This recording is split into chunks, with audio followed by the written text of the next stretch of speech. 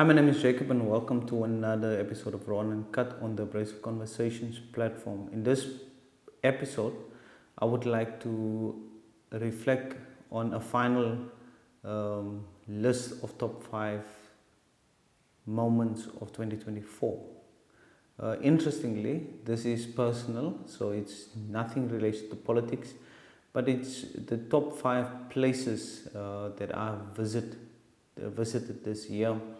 And in this particular episode, I am going to share some of the photos and videos that I took while I was on this trips. So I travel a lot for work, and it takes me to interesting communities and interesting places. So let me start with number 5. Number 5 is Kokstad.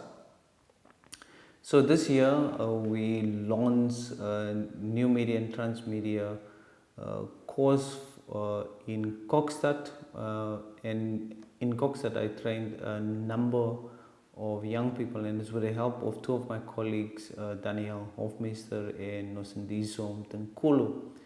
And what stood out for me in Kokstad was the hospitality. The people were so hospitable and so welcoming, and the food that we ate. So for me, that was a good trip. But it was also a good moment for me, being part of the Khoi and Son, to see this place that Aramkok 3 started back in the 1800s. And I had the opportunity and the privilege to visit the museum, the Greco Museum in Kokstad, and I had an interesting conversation with the museum member about the current affairs of Greco in South Africa. So Kokstad for me is a definite visit. On our way back to Durban, we took the garden route, the N2, and we drive to Port Shepstone.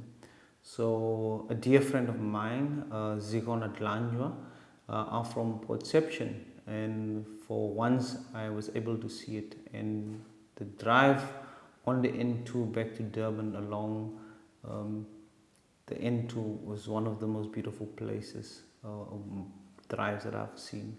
So Nosendiso and Danielle, thank you very much for sharing this part with me. I truly appreciate it.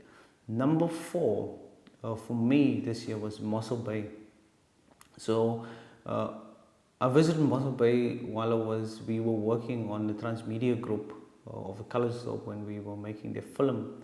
So on our way back to what's this place?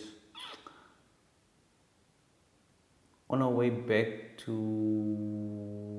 George, we decided to take a bit of a detour because our flight was late, and just pop in at Mosselbay. And for me, the interesting part is I just wanted to see what we could find in Mosselbay, and especially I'm quite interested in rock art. So in Mosselbay, we visited the museum. So the museum was quite of a revelation for me. I saw one of the model ships that the Gama came here with declaration of the world. So this what you call this thing, the ship is in that museum, and in that museum there was this wonderful artist and his wife from Cape Town that ran a coffee shop and did some artwork, exhibited artworks there. And when we started talking, I saw some of the most interesting paintings that I have of indigenous people. So I asked him about his work, and he shared quite a bit with me. But one of the things that stood out for me is that they were planning to evict him from that particular space because of his drawings and because of his political indigenous activism. So a couple of months later, he was evicted from its space. So it left me, that visit of the museum didn't leave me satisfied. So we went and we got to this magnificent cave that looked over the sea, the beach, the bay, beautiful. But the interesting part is that this cave is on top of thousands of years of middens. So this is where the Khoikhoi people, after they ate and whatever they made, almost like rubbish dumps, and this rubbish dumps accumulated over thousands of years. So it was this massive heap, or they call it the midden, she shells and things that I've done. And for me, that was the highlight of that particular trip, because I tried to go to Pinnacle Point. I couldn't enter Pinnacle Point because I wanted to see the cave of the oldest human existence, but I didn't get entry. So after that, I went to that cave at the beach, and it was just beautiful for me. I'll share some of the photos. You will see what I mean. So for me, it showed another part of the Khoikhoi and San people, especially those who are from the coast. Number 3, it's the Nieuwoudtville waterfall. So towards the end of the year, there was a launch that I had to cover in Uppington. So the cheapest way was to drive from Cape Town via Van Rensdorp, Nieuwoudtville, and then you go through Calvinia, Brandvlei, and you get to Uppington. And it was raining the day before, so as we got close to, before you enter Nieuwoudtville, you turn left, and when you turn left, you go to the waterfall. So we decided to take a detour to see if the waterfall is running, because it's a rare sight to see the waterfall in Nieuwoudtville running. So when I got there, this massive cubic of water just flowed down this waterfall. Now for me, it was a moment that I'll always remember, because I was there 10 years earlier. I was there, and there was no water in the waterfall, so it was an anticlimax 10 years earlier. But this time I could see the water, and I could see the power of nature. More interestingly, there was it's part of this canyon, and this canyon is called Oorlogskloof, and it was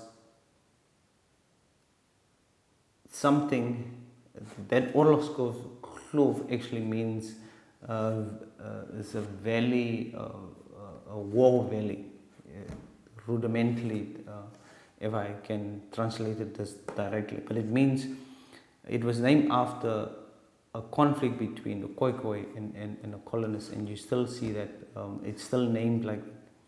And then from there we drive all the way to Brandvlei, and just driving through the Bushmanland, this area where Deer Queen, Cloete came from. That was part of the San genocide, the Kham genocide in South Africa. Was just amazing. I'll share some of the photos also. The second most memorable destination for me this year in South Africa was Meiringspoort. So Meiringspoort is I think 45 kilometers from Oudtshoorn. So while we were shooting the Colorsdorp Transmedia group, it was raining, so we couldn't shoot that day, so we decided to go to Meiringspoort. But I was actually looking for rock art. So at the museum in Oudtshoorn, I asked where could I find Oudtshoorn. They pointed me to Meiringspoort, so we drove to Meiringspoort. So when we got there, we saw a number of people stopping at this place, so we also decided to stop, and we went up to the fall, and then we saw this fall happening. Now we were just at the right moment, at the right time, at this particular place, because that waterfall, you don't see you don't see it running during the time of the year. So it was beautiful and a wonderful sight. And another thing about Meiringspoort is one of the most beautiful drives that you can get in South Africa. So if you have some time, take some time and go to Meiringspoort. Hopefully you'll get a waterfall, but if it's not, it's still a beautiful drive. And then my number one moment, the most memorable moment this year, was my visit to Limpopo. And I want to thank Matlo and Lorato for convincing me, encouraging me to come to Limpopo to do the transmedia course in Limpopo, because it's one of those moments that it changed my life. While I was working with this group of young people, teaching them how to make films, Matlo invited us to go have a kota at the University of Limpopo. And the afternoon we drove to the University of Limpopo and we got to gate 4, I think. And it blew my mind, because the University of Limpopo is literally situated in the community. It's not separated from the community. So there's a lot of entrepreneurial opportunities for the community at the gate. And as we enter there, you could see various sections and food sections. So it's the first time I heard of chicken dust. So I asked, what is the chicken they're doing there? So Matlo was, that's chicken dust. But we came there for a kota.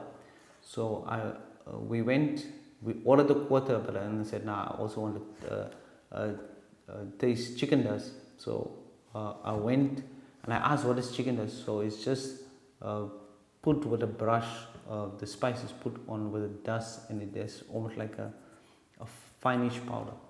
I ate that and it was wonderful. I ate the kota even better. So it was for me, it was one of the most best food experiences in Limpopo. And once again, the hospitality of Matlo and a community was just out of this world. Matlo went even as thus far to take us to Mahuba's Kloof. So as you drive to Tzaneen, you get to Mahuba's Kloof.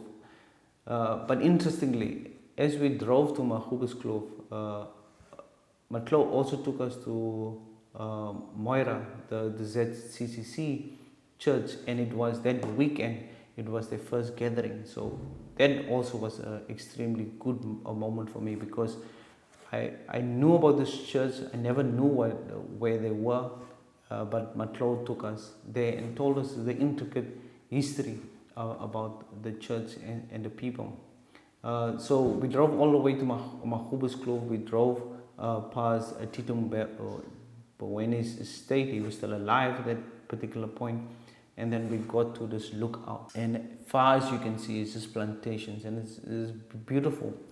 And then she surprised us with a drive to the Debengeni waterfalls. So we drove all the way up this mountain, and we got to the Debengeni waterfall, and it was beautiful. It was magnificent.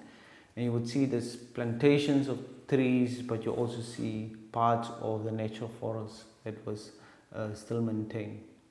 That was over 200 kilometers that we covered that day. And it just shows the hospitality of Matlo. So Matlo, thank you very much.